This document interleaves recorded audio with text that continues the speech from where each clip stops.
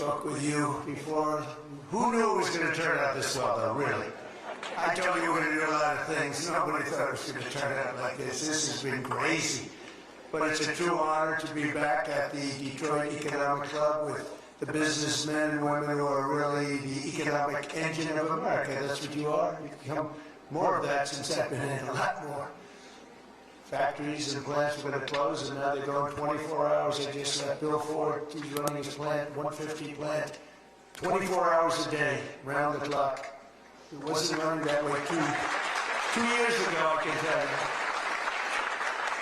But it's the complex that Ford Motor Company so cherishes. It was a pleasure to see that the crown jewel of Detroit auto industry is what they call it, is still going after 100 years. Can you imagine over 100 years? I especially want to thank the president of the Detroit Economic Club, Steve Lorian. Where's Steve?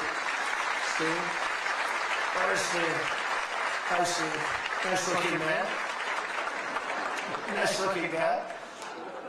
And board chair Sandy Pierce. Thank you very much, Sandy. Thank you very much. And we have some very special people here. We have a man who's doing a fantastic job. I get angry at him every once in a while, but very, very seldom, because he's got what it takes. Treasury Secretary Scott Bessent. Scott? Hi, Scott. Hi, Scott. What a good guy. He's got a good pulse, doesn't he? Good pulse of what's going on. Thank you, Scott. He's been great. Michigan House Speaker Matt Hall. Hi, Matt. We did good in Michigan, Matt. We won the whole thing in Michigan, didn't we? 3 times we won. You know that, right? They didn't give us credit the second time, but we won the second time. But we made the last one, Matt, too big to rig. Right? That's what you got. That's the only way you win races in many cases. I got to tell you, it's too bad. I think they should get voter ID. Wouldn't it be nice? The Democrats are totally against voter ID. Who's against voter ID? How can you even campaign? We are against voter ID. How do you not get voter ID? You know what it means, Matt, right? When you're against voter ID, you want to cheat. So there's only one reason you want to cheat, and they do cheat. It's terrible. Michigan Senate Republican leader Eric Nesbitt. Thank you, Eric. Thank you. Look good, Eric. State Senator Jim Ronstadt. Jim, thank you. Thank you. Thank you, Jim. Former Congressman Mike Rogers, who's running for the Senate, and he'll be a great senator. And he's going to be a great senator. He was a great congressman, and then he left and went on to very big things. He did well no matter where he was, and I think they took that away from you last time, I'll be honest with you, Mike. I really do. Don't like to get things going. I don't like to be controversial at all. But they rigged the election on you. Mine was too big to rig. You won, I'm telling you, you won, but you're going to do great this time. He's a great guy, actually, to be an amazing senator. Thank you for being here, Jim. Special envoy to Iraq, Mark Savaya. Mark. Hi, Mark. Thank you. Great job you've done. This guy, he negotiates better than anybody around. Thank you. You need it. With Iraq, you need it. You need to be a good negotiator, Mark. I also want to thank Michigan's great congressional delegation. They're amazing. That's been back in Washington due to a very important vote that's coming up. They had a choice. Sir, we want to be with you, but if we're not with you, we're going to lose. But we'll still be with you. I said, no, I'd rather have you win. Don't worry about it. So we're going to win the vote. Representatives Lisa McClain, Jack Bergman, John Molinar, Bill Heisinger, Tim Walberg, John James, and Tom Barrett. They're great people, every one of them. And as many of you remember, I came here at the height of the 2024 campaign to lay out my plan to bring jobs and factories and wealth racing back to the United States and coming back to the great state of Michigan. And just a few weeks later, the people of this state and the voters all across the country endorsed that vision in a landslide victory. We won everything. We won all 7 swing states. We won the Electoral College 312 to 226. We won the popular vote by millions and millions of... Oh, it's so nice to win the popular vote. I won the popular vote all 3 times, too, but we're not going to get into that. But the first time they said I didn't win the popular vote, but I won the electoral college. So they always said, while he didn't win, this is the way I got introduced every time. While he didn't win the popular vote, he won the electoral college, you know. So this is the way I was introduced for 4 years. And guess what? We said, I'm going back, we're going to win and we won the popular vote by a lot, so they can't say that crap anymore. And the thing that was most impressive, we won 86% of all counties in America, 2,700 to 525. Think of that, 2,700 to 525. And that's why when you look at the maps on Republican, Democrat, with red being Republican, as most of you know by now, I think, every once in a while you see one where they have it reversed. I said, why we do that? Well, we think it looks better. I said, look, red is Republican. Let's not try and change the voters' minds on things. Just do it that way. And the map was virtually all right. That was about the counties. That was the 2,700 to 505, 550, I think is the exact number. Most importantly, we won a historic mandate to make America great again. And that's what we're doing. We're making America great again like never before. And now, after less than 12 months in office, this is the easiest speech to make. I have great people, and all I'm doing is spewing off what the hell we've done. Even Venezuela wasn't too bad, was it, huh?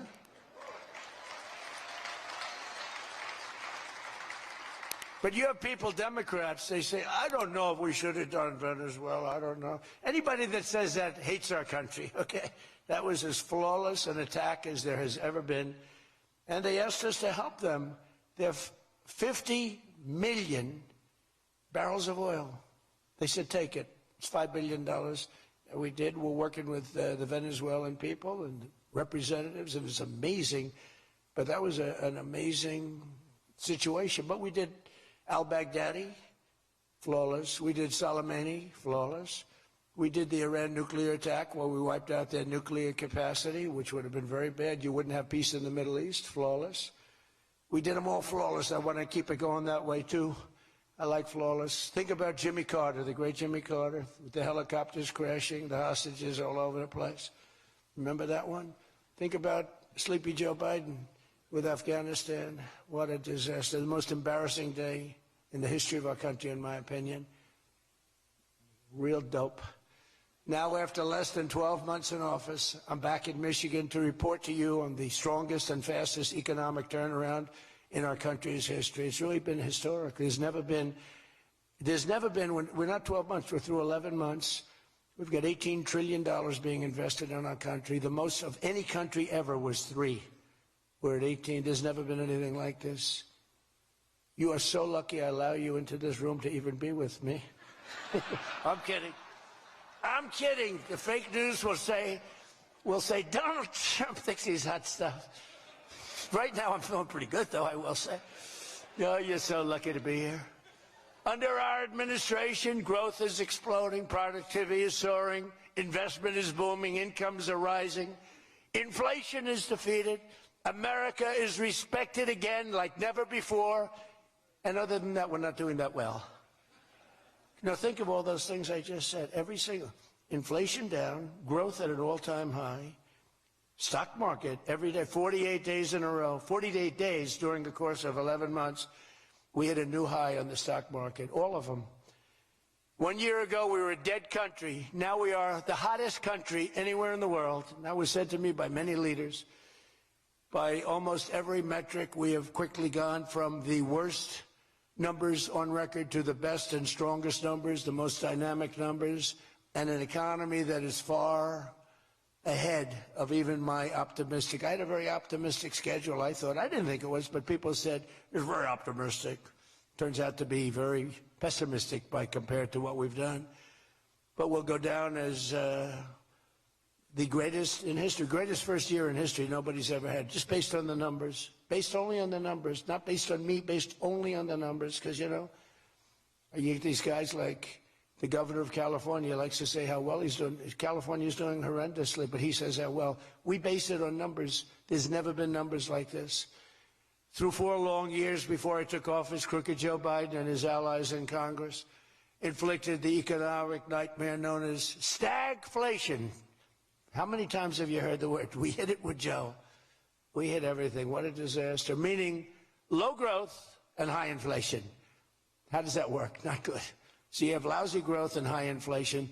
In fact, it's the lowest growth ever and the worst inflation in the history of our country.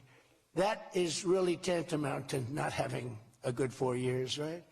In other words, Sleepy Joe and the people that ran the auto pen were a complete and total disaster for our nation. They were a disaster for our nation.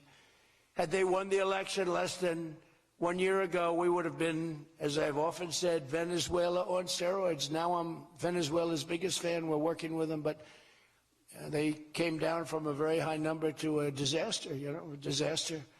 And we would have been Venezuela on steroids, and we're bringing Venezuela back, and we're going to be great for Venezuela, great for our country. We're taking in, as I said, millions and millions of barrels of oil, and now they're coming in initially on a daily basis, 50 million, and values of over $5 billion. That's in one day. Just think of it, the biggest ships in the world can take 1 million barrels. The biggest ships in the world take 1 million. We have 50 million barrels. We need 50 of the biggest ships in the world just to get it out. We're bringing it in to be refined. It's an incredible feeling. It's great. Winning is a good thing. We're going to work with Venezuela. We'll make that country very strong again. We'll get oil prices down even further. We have it down at about a 6-year low, 7-year low, but we're going to get it down further. Joe Biden gave us a colossal stagflation catastrophe, but my administration's rapidly and very decisively ended that. We have quickly achieved the exact opposite of stagflation, almost no inflation and super high growth. So we have the highest growth we've ever had. Think of that. The highest growth we've ever had, and we've only been there 11 months. Think of what we can do for the rest of it. But do we have wood around here? I want to knock on a little wood. They have one little, everything's plastic nowadays. It's very tough. Now we have the greatest growth, and we have, inflation way, way down. But we inherited terrible growth, and we inherited the worst inflation in the history of our country. The fake news would say 49 years.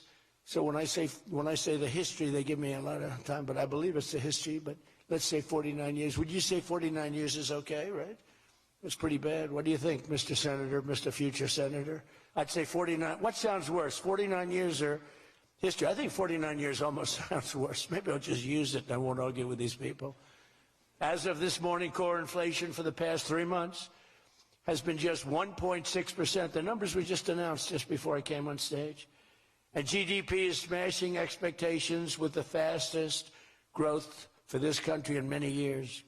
The fourth quarter is projected at 5.4%, and that's despite the Democrat shutdown where we lost at least 1.5 points. The Democrat shutdown, we would have had close to 7. Think of that, close to 7.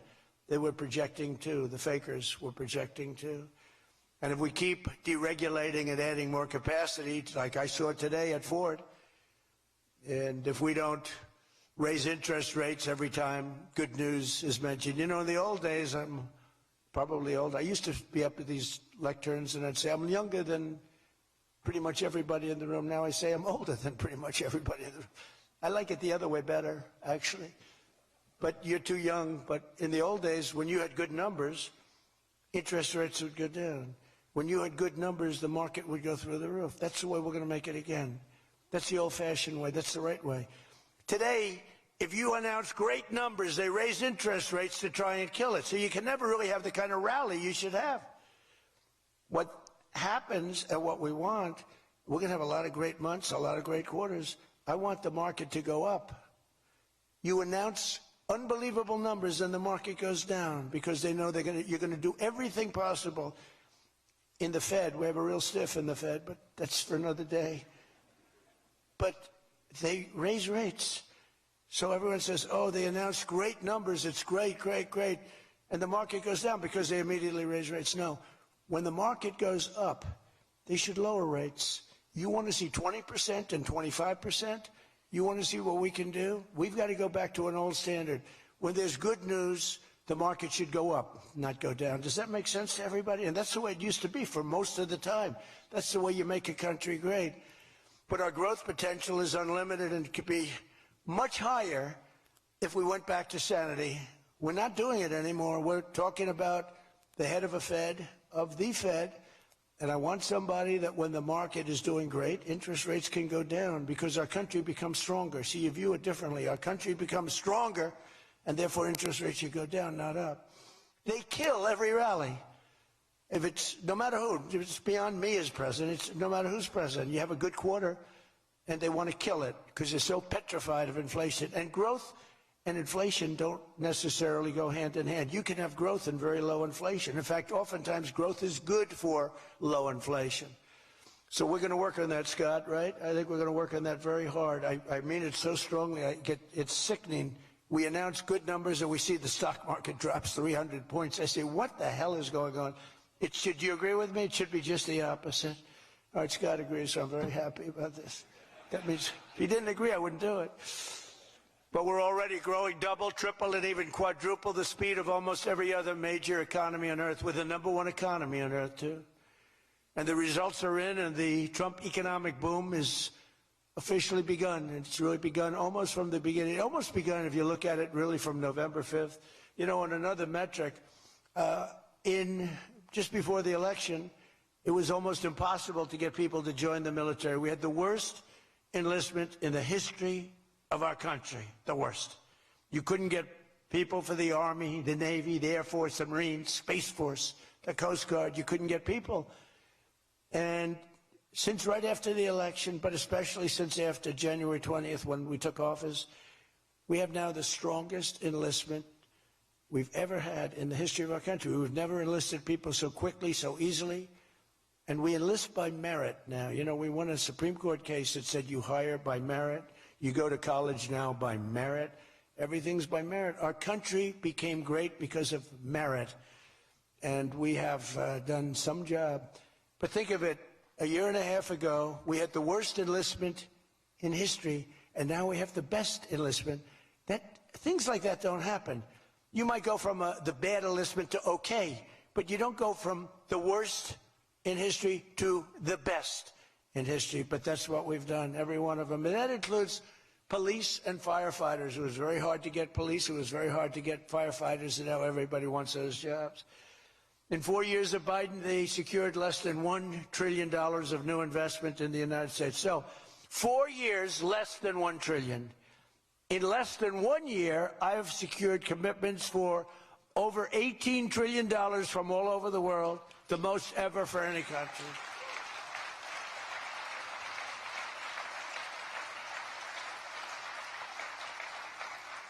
Think of that, though.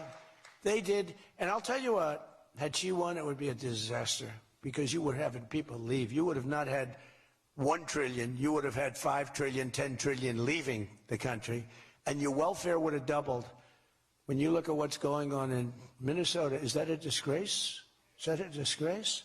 But we'll talk about that. Under Biden, we had the highest trade deficit ever recorded, losing more than $1 trillion every single year. How about that?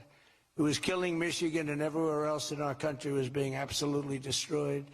But in a matter of months, largely because of tariff income and the election result, we've slashed that gaping trade deficit by, in a short period of time, 62, it just came out, 62%. People are stunned. The fake news back there, look at those cameras rocking and rolling.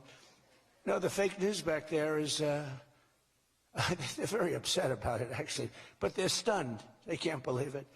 We cut our trade deficit in actually 10 months was when the number came out. We cut it by 62%. It's going to go better than that now. The stock market is now the highest in history since the election. We've set all of those records, and I think an all-time record that's so important to me because so many people have them is boosting 401ks and retirement accounts for millions and millions of Americans, people that are in the police departments, the fire departments, people that are construction workers. A policeman came up to me recently, a nice guy guarding me. He's a perfect guy to guard me. He was a massive guy, big, strong guy. He said, "Sir, you made me look so good in front of my wife. My wife thought I was a horrible investor because every time I invested, we lost money. And we have a 401k, and I'm up like 85%. She thinks I'm Warren Buffett. She thinks I'm brilliant. She's now calling me brilliant. It makes my life much easier.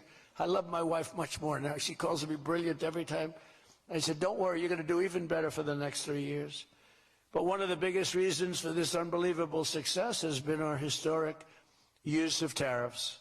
There was the tariff that made America strong and powerful in past generations, and then we got off it and we went to the income tax system. Great going, fellas. You know, we were the strongest in 1887, relatively speaking.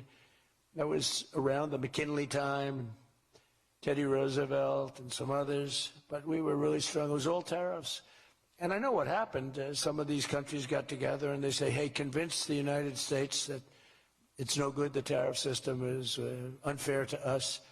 And so some genius, I know who, I don't want to get into it, but some genius said, oh, let's go to an income tax system.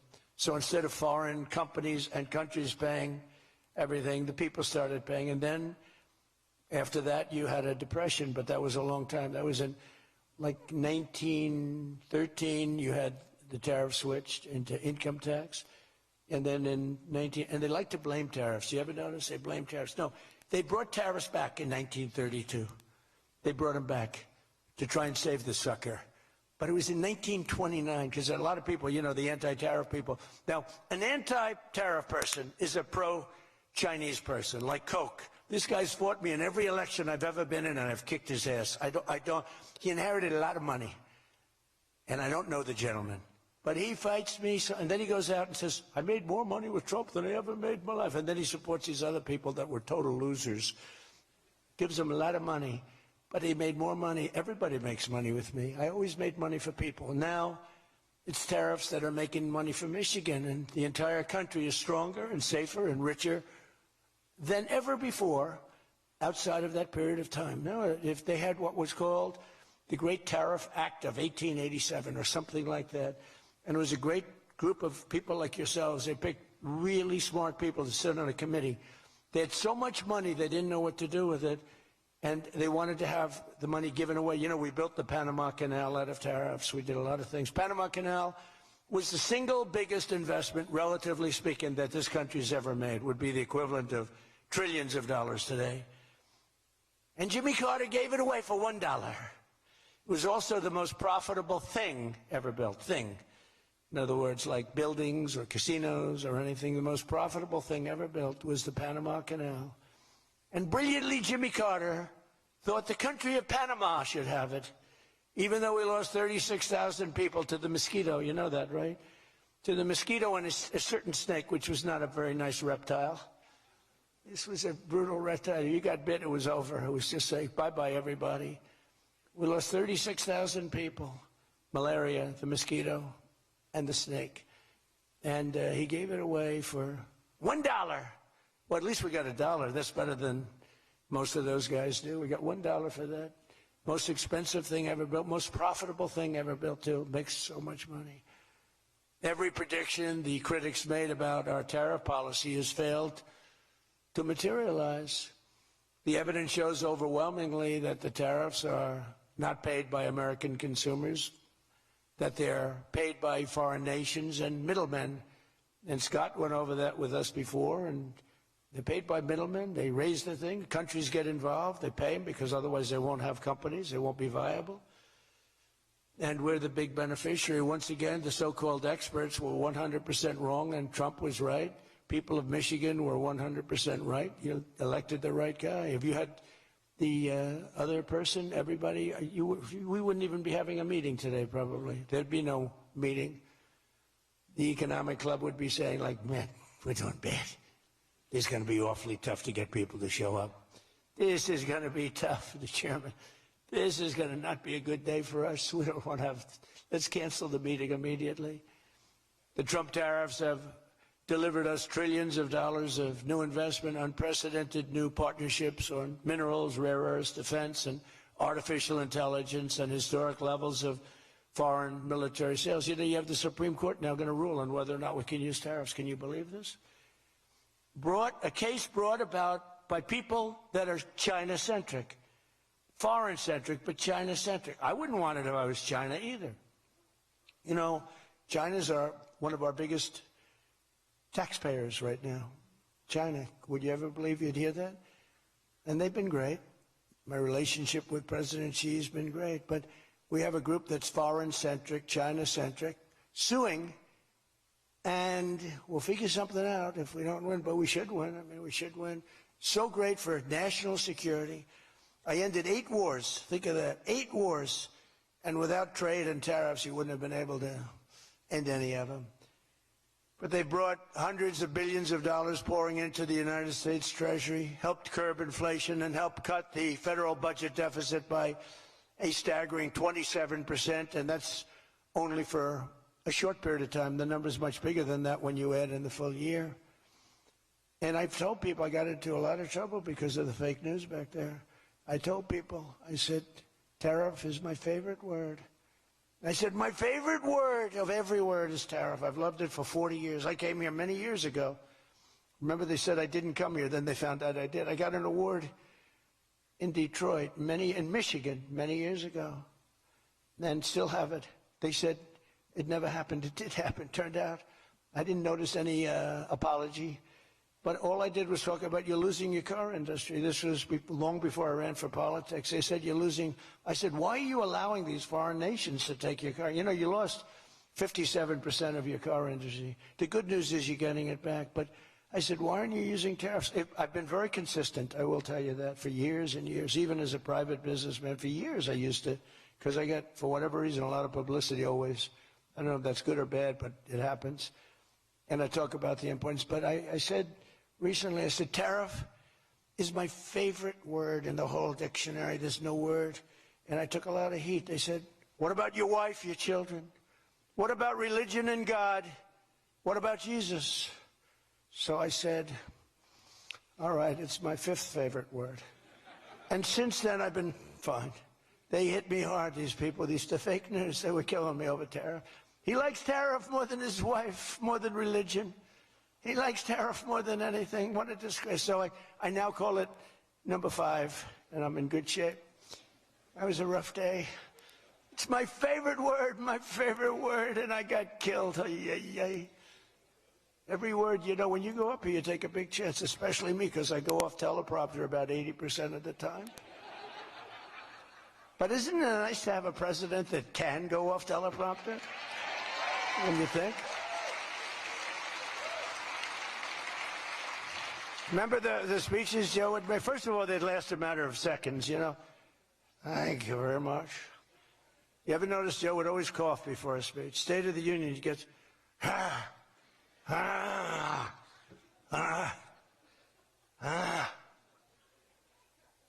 ladies and gentlemen. And then it would be like very short. Although the one time they had him spruced up pretty good, remember, he was high as a kite. He was floating, he was up there way up. That was a bad speech. But, hey, you got through it, you know, you got through it. If you call it getting through, this country was so, can you imagine allowing 25 million people into our country, many of them criminals, many of them murderers? What he did to this country, what they did, because it was the people surrounding that beautiful, resolute desk. But just as I promised you that I've imposed a 25% tariff on all foreign automobiles, I'm standing up for the American auto worker like no president has ever stood up before. You know, those tariffs are keeping the foreign auto workers. Now, if they want to come in and build the plant and hire you and hire your friends and your neighbors, that's great. I love that. Let China come in, let Japan come in. They are. And they'll be building plants, but they're using our labor. U.S. auto factories are now seeing more than $70 billion of new investment. Think of that. They were leaving. They were all going. They were going in the opposite direction. Now they're pouring back. It's the greatest. Nobody's ever seen anything like it. And much of that money is coming right here to the car-making capital of the world, Detroit. You lost, I mean, so many places. Since I took office, Ford has announced it will invest $5 billion across its Michigan and Kentucky plants, creating 4,000 new jobs. GM is moving production of the Chevy Blazer and Equinox from Mexico right back here to America. Right? Is my favorite auto worker here by any chance? You know who I'm talking about? What happens? Where's Brian? Brian. Oh, I see. He made some cash. He's after Florida. Oh, he's been very disloyal to Detroit. We're going to have to. He is such a great guy, right? Man, that guy fought for me when it wasn't the popular thing to do. He fought for me from day one. Well, you tell him I said hello to him, all right? That guy, he got it. 4 years ago, he got it, right at the beginning. He understood it better than anybody, better than the great economists. They had no clue. And Stellantis is investing $13 billion to expand its U.S.-based manufacturing plant by more than 50%. Stellantis doing a good job. Never before has an administration achieved such sweeping and dramatic turnarounds as have taken place just in this very short period of time. I mean, you're talking about 11 months. 11 months and you have a different business. 11 months and you're booming. I just spoke to an AI guy, and that's booming too. You know, we're leading China in AI by a lot. I'm letting them build their own electric plants because people are saying, you know, the amount of electricity they need twice as much as electricity currently in the United States for every other business, home, factory. They need double. So I said, we can't do that. And then I had the idea. When they build these $50 billion plants, I'm going to let them build, and they're already building big electric plants to take care of their plant. And any excess electricity, they'll sell it back to our country. It's an unbelievable, and therefore, we're going to build, I think if they really added, you know, you hear how much, and I have great respect for China, but you hear they're building a lot of electricity, but we are too. But we're having it built privately. They're going to own their own electric. They're becoming their own electricity producer. And when they heard this idea, they thought it was great, but they didn't take it seriously because they said it's too good to be true. But then they realized that I was serious. That we're getting them 2- and 3-week approvals. They don't have to wait for 20 years before they get rejected. You know, in the old days, they had to wait for 20 years, and then they get rejected at the end of 20 years. Guys would give up their whole career trying to get one approval, and then they get rejected. In every aspect of our agenda, we're putting America first, and nothing will stand in our way. Nothing's going to stand in our way, nothing. So one of our top priorities in this mission is promoting greater affordability. Now, that's a word used by the Democrats. They're the ones that cause the problem. The one thing, they stick together. They don't have some of the people that we have. I don't know, it's a genetic thing. It's something in the blood. We got some real losers, mostly great. But I wouldn't use the name Romney because I'm in his sort of territory, so I would never use that name. But all right, I'll use it. They don't have a Mitt Romney that votes against everything. They don't have a Rand Paul that votes against everything. I got him elected twice. He was a stone-cold loser. I went to Kentucky where I won by a lot. I did a rally for him. Then I did another rally. He won. Then I went the second time. He won. Then he votes against all the time. It's just crazy. I don't get it. Then you have Lisa Murkowski and you have Susan Collins. Disasters. And you had a gentleman from Indiana that I don't believe it, Todd Young, he voted against. And you'd say, why are you voting against? They can't give you an answer. They're unable to give you an answer. It's like, why are they against the attack on Venezuela? They're against the attack after they found out it was the most successful attack, probably the most talented, most brilliant tactically attack that we've had maybe in 100 years. And they're against it. Why? It's one thing if the attack failed. I'd probably do that too. A change. I'd be in favor. Then if it failed, I'd say, I told them not to do it. That's what they do. But here we have one of the most successful attacks ever. And they find a way to be against it. It's pretty amazing. But it's a shame. And we have some others, but not many. We have a great party, but we have people, the Democrats, whether you like them or not, they stick together like glue. They have horrible policy. Thank God they have horrible policy. Because they're smart, they're evil, they're vicious, but they're bad policy. For instance, you could be a genius and try selling men playing in women's sport. You could be a genius, try selling transgender for everybody, open borders, let the world come in, let the world's prison population come into the United States, including all of the murders, 11,888. That's what we're trying to get out of Chicago and Minnesota and these places. So they stick together, which I admire because I'm a very loyal person, but they have horrible policy. Can you imagine if they had good policy? They were on this morning talking all the reasons that men should be playing in women's sports. They had a football guy there, flag football. This guy was like 6'6". He weighed 290 pounds with zero body fat. And they had a few young women. They were the size of his leg. He wouldn't have had to run. He could have just walked. They couldn't have done a thing about it. 10 of them would have to jump on him that wouldn't have had any impact. I don't think he would have been like a fly. It's so ridiculous. It's so demeaning to women. It's so demeaning. Look at the weightlifting records. I mean, the record got beaten by 112 pounds, a record that stood for 18 years. 1 ounce they'd put on stood for 18 years. Guy comes along who was a poor lifter as a man. He was at the lower portion of the class. Comes along and broke the record by 112 pounds. Think of that. They've fought for years to beat that record. How about the swimming records? I mean, you can go to sleep during the time the man comes in and the woman. You can go take a nap for a little while. How about the long-distance race that took place not so long ago? Long distance, these marathon deals. They had top men, top women. The man came in. The woman came in 5 hours and 14 minutes and 36 seconds behind the man. Think of it. You're waiting. The man comes in. Now you're waiting 5 hours. What do you do if you're the parents? You go home and sleep for a while. Who the hell wants that? It's so demeaning to women, and who are great athletes. It's so demeaning to them, and it's right now in the Supreme Court.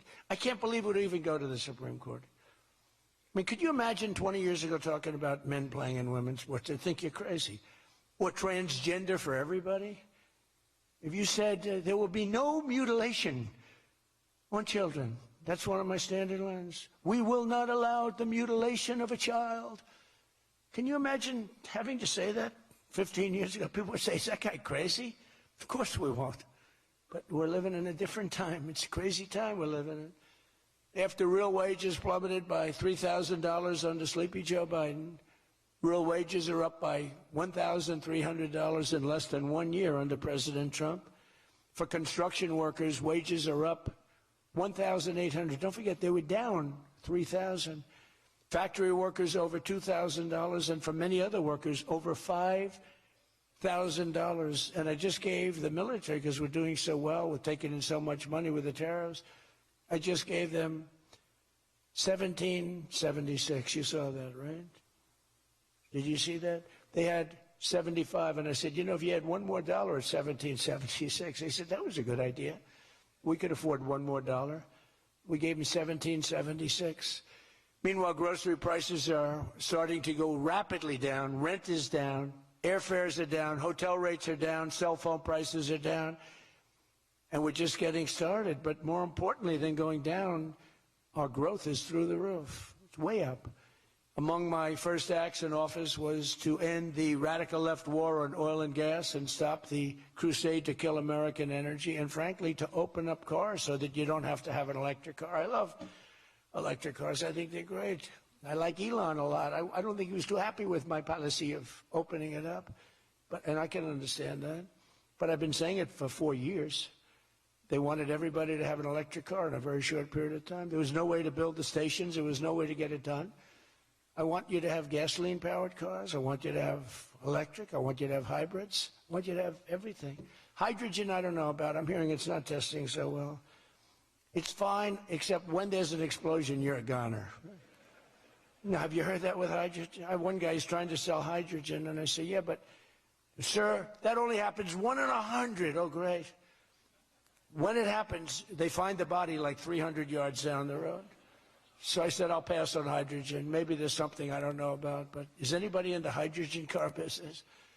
Gasoline is now under $2.50 a gallon in 17 states and under $2 in many places. We have some states it's $1.95, $1.99, $1.97. As we speak, these are gas stations, and think of that. We have gas stations in the Detroit area where you can fill up for less than $2.30 a gallon, whereas 2 years ago it was $4.50, and in many places it was way over $5. Think of that, $2.30. You see it. That's like a massive tax cut, which we gave you under the great big beautiful bill, by the way. No tax on tips, no tax on Social Security, no tax on overtime. And with our extremely successful operation in Venezuela earlier this month, that number soon is going to go lower because we're going to have a lot more energy. We're going to have a lot more, as opposed to a country that's going to be totally shut down. No fuel, no gasoline. And it's, you know, they say it's got more than Saudi Arabia. Who knows? It's got a lot. And by the way, to all Iranian patriots, keep protesting. Take over your institutions if possible. And save the name of the killers and the abusers that are abusing you. You're being very badly abused. If the numbers are right now, I hear 5 different sets of numbers. I hear numbers, look, 1 death is too much. But I hear much lower numbers, and then I hear much higher numbers. But I say save their names because they'll pay a very big price. And I've canceled all meetings with the Iranian officials until the senseless killing of protesters stops. And all I say to them is help is on its way. You saw that I put tariffs on anybody doing business with Iran. Just went into effect today. And I say make Iran great again. You know, it was a great country until these monsters came in and took it over. And it's all very fragile. It would have happened to us, I'm telling you. If I didn't win this election, it would have happened to us. In the coming weeks, I will be laying out even more plans to help bring back affordability. And again, remember, that's a fake word by Democrats. Prices were too high. They caused the high price. They never want to talk about affordability. They always go, this is an election about affordability. I say, they caused it. But they're good at that stuff. They're good at that stuff. They're fake, and they're good at that stuff. It's an election about high prices that was caused by the Democrats and that I brought down a lot.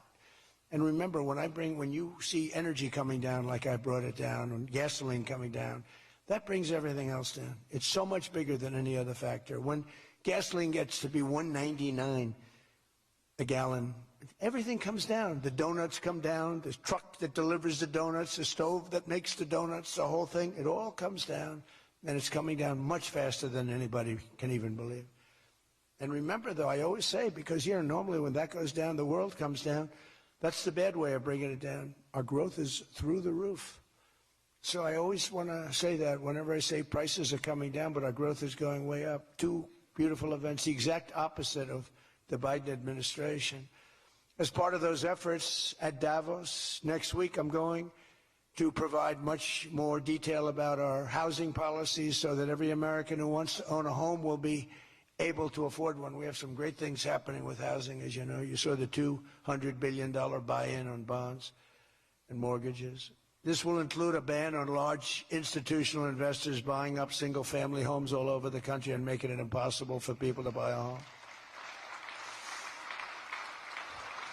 And I've also announced that the U.S. government is purchasing $200 billion of mortgage bonds to bring down mortgage rates, and it's had a huge impact. It's already started. And just last week, the average 30-year mortgage dropped below 6% for the first time in many years. It's coming down very rapidly, and that's not with the help of the Fed. If I had the help of the Fed, it would be easier. But that jerk will be gone soon. In addition, I proudly called for the credit card companies to cap interest rates at 10% for 1 year, because they're getting 28% and 30% and 32%. And it's unfair. The rates are way too high. To provide further relief to hardworking Americans, we'll also be confronting one of the biggest factors in driving up prices, the monstrosity known as the Unaffordable Care Act. You know what that is, right? It's Obamacare. It's a great name, Unaffordable Care Act. Nope. Did anybody ever think of that one before? It's true. It's the Unaffordable Care Act. Obamacare was a gift to make health insurance companies rich at the expense of the American people. In particular, the so-called enhanced premium tax credits were a corrupt payoff to the insurers, whose stock prices went up more than 1,000% after Obamacare was signed. I want the same money I want it to go directly, very simple. I want the money, those big amounts of money paid for by the government, to go directly to the people so they can buy the health care that's right for them. They can negotiate their own deal, health care savings account, but they'll buy their own health care. And everybody loves it. That's why later this week, I'll announce our health care affordability framework that will reduce premiums for millions of lower drug prices, delivering price transparency and demand honesty and accountability from insurance companies all over the country, all over the world, actually. Healthcare costs will come down very fast with my most favored nation executive order. We're doing most favored nation drug prices. When we would have drug prices stay the same, everybody thought it was great. They're going to be coming down thousands of percents. We're standing up to special interests and slashing prescription drug prices by 300, 400, 500, and even 600% and more. I mean, think of that. On that alone, we should win the midterms in a landslide. I'm doing favored nations. The country that pays the lowest price in the world is the price that we're going to pay. And we got that because of tariffs, because I said to the countries they wouldn't approve it. The drug companies were tough, but they were fine. But they said the countries will never do it because you have a pill that sells for $10, you have to sell it for 20 or 30, so you'd have to double or triple the price of their health care there for prescription drugs. Ours would come down from $130 to $20. Theirs would go from 10 to 20, the world being a bigger place. And it was unbelievable, but the countries wouldn't do it, so I called the countries. I said, if you don't do it, then I'm going to put a tariff on you. And the tariff's going to be 20 times more than the cost that you're having to pay for fair health care. And every one of them said, sir, we agree with you 100%. We would be honored to do it. It was really rather amazing. We could never do it. So think of that. You have most favored drug prices. Your drug prices are going to go down like from $100 to $10. Nobody can believe it. And we can't get the fake news to write about it. It's the biggest thing to happen in medicine. It's the biggest thing to happen in healthcare. And I cannot get the New York Times, I cannot get anybody to write about it. When we got it done and we announced it, it was on a page way in the back of the New York Times. Same with others. They don't want to talk about it. You know why? Because it's so good. It's the biggest thing to happen. Over the past 12 months, almost every promise I made to you right here in 2024 has been kept. I've kept all my promises and much more. I mean, I've given you much more than I gave you promises, and I produced much more than I said I was going to produce. I gave you the largest tax cuts in American history, cutting taxes across the board in the great, big, beautiful bill. And as I told you, I mean, who would have gotten you no tax on tips, as I said before. No tax, I said over and over again, no tax on overtime, no tax on Social Security for our seniors. Any senior should be voting for us because the Democrats won't do this. It doesn't work for them. And we also made interest on car loans fully tax deductible so that when you go out and buy a car, if you have a mortgage or you get a loan on a car, you're allowed to deduct interest for the first time ever. That's never happened before. But only for cars that are stamped with the beautiful words, made in the USA. In other words, we're only letting that take place if the car is made like in Detroit or in the USA. Our tax cuts also provided 100% bonus depreciation on all new equipment and capital investments, meaning that for any manufacturer looking to bring production back to America, you can write it all off, everything. Not in 38 years, not in 44 years, in 1 year. You write the whole thing off in 1 year. That's the biggest thing there. I think that's the biggest thing. That's the big job producer. And I've cut an unprecedented number of burdensome regulations. We're number one in the history of our country in cutting regulations. I promised to cut 10 old regulations for every one new regulation. So if we put on a regulation, the only way I'll allow it to happen is if the secretary, like Scott Bessent, cuts 10 old regulations. But instead, last year we actually cut 129 regulations for every one that we put in. Think of that. So nobody's ever cut regulations like I have. I terminated the insane electric vehicle mandate and ended the war on internal combustion engines. Once and for all, those engines were gone. And some people like them. And if they like them, great. And if they like electric, if they like any form of propulsion, any way you want to propel your car is okay, except for a couple of them, as I discussed. I permanently stopped Joe Biden's ridiculous CAFE standards. You know what the CAFE standards are? They're standards that make it impossible for you to build a car affordably. They make it impossible for a car to really work right. The CAFE standards sound so nice. The CAFE standards, it's environmental standards that are impossible to meet. And we're canceling the EPA's absurd tailpipe emission standard, one of the worst ever. And I revoked the California emissions waiver to stop San Francisco communists from regulating automobiles all over our nation, all over our world. Boy, I have done so much for the car industry. It's crazy. Nobody thought it was possible to do this. And that's why your industry, and not everybody's in the car industry. How many people are in the car industry in this room, in one way or another? That's a lot, relatively. It's not bad. Another urgent priority for bringing down the cost of living is to stop the colossal fraud that is bleeding American taxpayers absolutely dry. The fraud being committed by the Somali population in Minnesota. Have you heard of them? They're lovely people. Is monumental. And California, Illinois, New York, and others are just as bad. Our country has been losing over $500 billion to fraud every single year, but those days are over. We have the best group you've ever seen assembled going after fraud. In Minnesota, we're cracking down on the Somali scams, ending the brazen and shameless theft of taxpayer dollars. Well, it's going on in Maine, too, with Somalis. You know, and they don't take our ships anymore. You know why? We hit them with the same missile that we used to hit the drug dealers coming in with the boats. You know, we have drugs coming in by sea down 97%. You've seen that? 97%. And we're trying we're really trying hard to find out who the hell is the other 3%. But we have them down 97%. And we're going to start hitting them by land, too. The hard part is done. By sea, nobody's coming. It hasn't been great for the fishing industry, however. Those that have a fishing boat, they're having a hard time getting customers. But you can't have everything. Nobody wants to go on boats.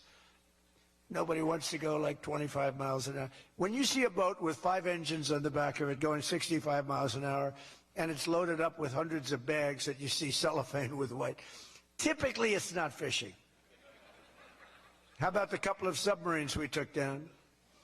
We took out 2 submarines, and the Democrats say they were fishing. No, they were submarines. They were actually, they build a very fast, it's a drug-carrying submarine. They have a lot of money. And we took them out, and the Democrats claimed that they were fishing. We shouldn't ruin people's beautiful fishing journey. It's unbelievable what we have to go through. It's really a shame, actually. We've frozen all children's payments to those states that we're talking about, and we will now require proof of attendance in order to receive federal funding for child care or any of that. How about all these child care places in Minnesota where there is no children? They go there, they get paid millions and millions of dollars. The biggest operation in all of Minnesota had no children. And we pay millions of dollars. They're scammers. They're scammers. They always will be. And we're getting them out, and we're not going to pay them. We're not going to pay Minnesota. Right, Scott? We're not paying Minnesota any more money for that, any of that crap. It's a big scam. It's a giant scam run by an incompetent, crooked governor. He's an incompetent, crooked guy. And also, we're freezing any and all welfare payments going to illegal immigrants that will start effective immediately. So when illegals come into California, Gavin Newsom, they come into California, and they send us bills for people coming in. We're not paying it. So we're working on that very strongly. Just don't pay it. As Nancy Reagan would say, just say no. Remember Nancy Reagan? Just say no to drugs. It's a little more difficult than that, I guess, right? But just say no. Additionally, from this moment forward, if you're on public assistance like almost all Somalis are, did you see where 94% of them are on public assistance? You can't wire money out of the country back to your bank account from where you came. But more importantly, we probably aren't even going to give them the money anymore, the money going to them, because of the tremendous abuse and probably illegality being perpetrated on our country. We're not going to give them the money. We're not giving them the money. It's massive numbers of people are scamming our country. You know, they came from a place with nothing, and they come here and they drive around in Mercedes-Benz. You know, the Mercedes-Benz dealers do well in that area of Minnesota. Can you believe it? They have nothing. They get welfare payments, and they have Mercedes-Benzes. It angers me so much, but we're going to straighten out our country. This was done under Biden and Obama, very much under Obama. It all started under Obama. And we just can't. We've got a great country. We're not going to screw it up. But this was one of the great scams ever. They have the same thing, Somali in Maine. Who would think? I never saw that happening. But in Maine, it's really crooked as hell, too. But it's not just Somali. It is them, but it's not just. There are many other places, many other people. The whole country, if we stop this fraud, this massive fraud, we're going to have a balanced budget. That's how much money you're talking. We'll have a balanced budget without all the growth I'm talking about. And then you add the growth, we got one hell of a country. We're giving 90-day notices to places like California, Scott. Right away, we're going to send out that notice. Who would bill the federal government as people poured into the state to send those people back because no country can afford to do it? No country can afford to take in millions of people, pay for their education, their health care, their hospitals. You just can't do it. And we all have a heart. You can't do it. But many of those people are murderers. They're people released from jails, prisons, mental institutions, insane asylums. They're people that are drug dealers. They're addicts. Additionally, starting February 1st, we're not making any payments to sanctuary cities or states having sanctuary cities because they do everything possible to protect criminals at the expense of American citizens, and it breeds fraud and crime and all of the other problems that come. So we're not making any payment to anybody that supports sanctuary cities.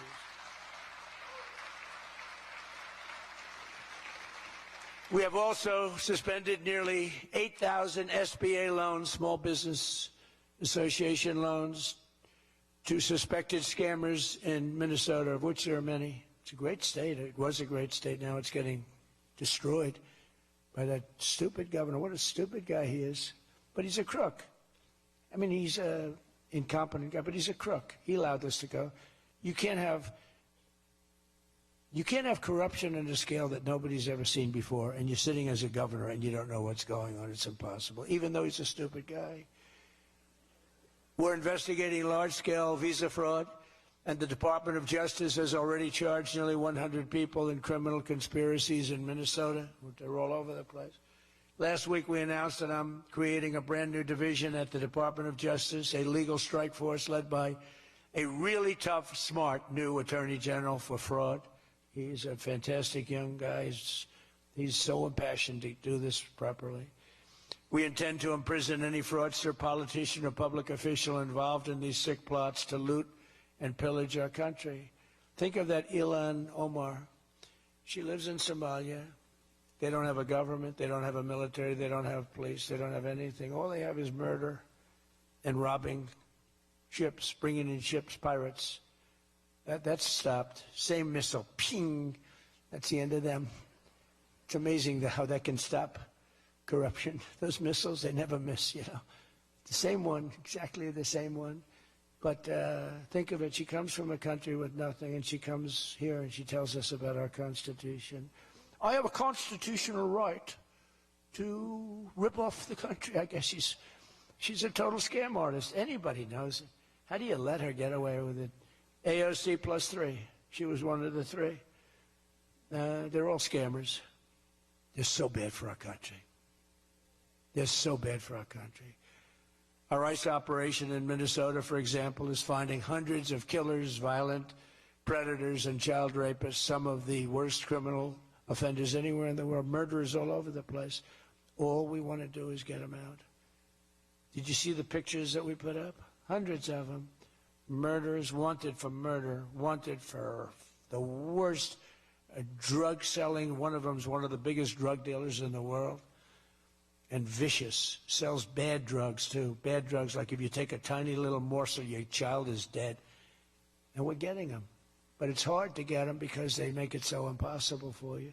And you wonder why. Why would they do that? You know, do they want to live with murderers? Do they want to live with these people that are emptied out from prisons? They have a lot of people. One of the reasons I was so angry with Venezuela, they emptied their prisons almost entirely into the United States of America. Tren de Aragua was the gang, one of the worst, probably the most violent gang there is anywhere in the world, they say. We're getting them out. We've got a lot of them out already, but we're getting them out. We're also going to revoke the citizenship of any naturalized immigrant from Somalia or anywhere else who is convicted of defrauding our citizens. We're going to get them the hell out of here fast. And if you come to America to rob Americans, we're throwing you in jail and we're sending you back to the place from where you came. We're throwing you right in jail. And they know it, too. And one of the reasons they're doing these fake riots, I mean, they're just terrible.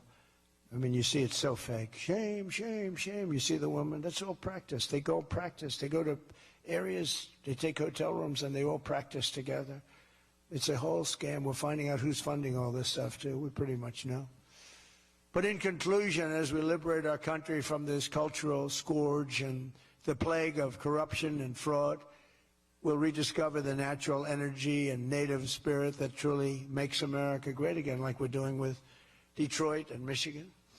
If we get rid of fraud and do our job properly on the trillions that are being extorted out of our country from corrupt and incompetent governors like Gavin Newsom, J.B. Pritzker, and Tim Walz, we will very soon have a balanced budget, and that's the kind of money that we're talking about. We're talking about massive amounts of money.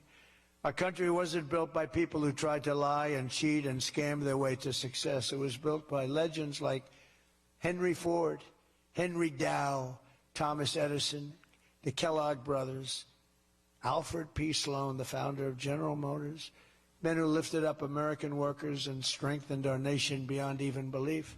And we're doing the same exact thing right now. I think we're doing it even better. This is the fierce spirit of patriotic free enterprise that we're now unleashing once again. We are unleashing it like maybe never before. Together we have turned the page forever on the failed left-wing model that makes our America poor, desolate, and makes people feel sorry for us. That's what we had. We had a country where our leader was laughed at and our country was scorned. We had a country that was laughed at. They laughed at us. 2 years ago, they laughed at us. They thought we were fools. They thought we were stupid people. Now we're seeing that they're not the smart ones. We are. But we have a great America, and we're going to enrich it. And foreign nations, foreign migrants, criminal fraudsters, and corrupt politicians are not going to play a role anymore. They're going to be in jail. Under the Trump administration, we're reclaiming America's dignity, rebuilding America's wealth, and we're putting the productive, hardworking American citizen at the center of every single thing that we do. They were the ones that built America, and they will build it up again, and that's what they're doing at levels nobody thought was possible. So today, after less than 1 year, our border is secure. Remember, they talked about the border, how bad? In 3 weeks, I didn't go to Congress. I said, secure our border. And they did. Remember Biden, he said, I have to get approval from Congress. Had nothing to do with Congress, had to do with respect. Our spirit is restored. Inflation is stopped. Wages are up. Prices are down. Our economy is booming like I think you'll see soon, like never before. Our military is strong and unprecedented. I rebuilt our military in my first term. Our workers are thriving and our auto industry is returning to the country where we all began and where it all began, and frankly, a country that we love. The United States is winning again, and we're rapidly making America and the great state of Michigan greater and more prosperous than ever before. I want to again thank the Detroit Economic Club. You do a fantastic job, so respected. God bless you, and God bless America. Thank you very much, everybody. Thank you.